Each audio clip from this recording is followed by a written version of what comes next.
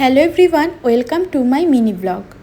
শনিবার সকালটা কিভাবে গেল সেটা তো তোমরা আগের ব্লগেই দেখলে, তাই ভাবলাম বিকালবেলাটা আর ওয়েস্ট করে লাভ নেই, তাই তাড়াতাড়ি লাঞ্চ করে একটু রেস্ট করেই রেডি হয়ে গেলাম।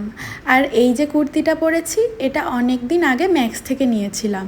তখন না কালারটা আমার অত ভালো লাগেনি, কিন্তু এখন পরার পর বেশ ভালো লাগছে।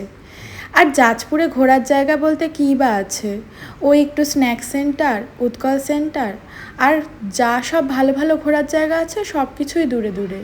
তার জন্যই বেরিয়ে চলে আসলাম স্ন্যাক্স সেন্টারে। ফার্স্টে লন্ড্রিতে কিছু জামা কাপড় ছিল, সেগুলো দিয়ে দিলাম।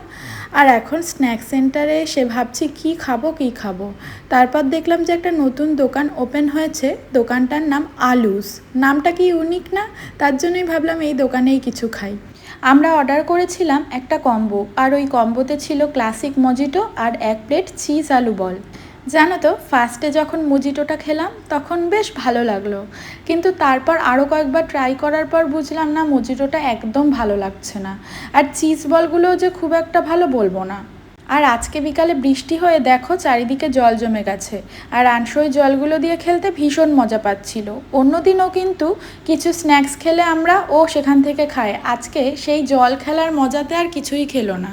তারপর চলে এসেছি লেন্স কার্টে, আর লেন্স কার্টে দীপের চশমাটা একটু টাইট দেওয়ার ছিল, সেই কাজটা করিয়েই ওখান থেকে বেরিয়ে পড়লাম বাড়ির উদ্দেশ্যে। আর ওদিকে দেখছি আকাশে মেঘ করে এসছে, তাই টেনশন ছিল যে কখন তাড়াতাড়ি বাড়ি ফিরবো। এই বাড়ি চলে আসলাম, আর শনিবারটা আমাদের এভাবেই কাটলো। দেখা হচ্ছে নেক্সট ব্লগে, ততক্ষণ সবাই খুব ভালো থেকো। Tata, by.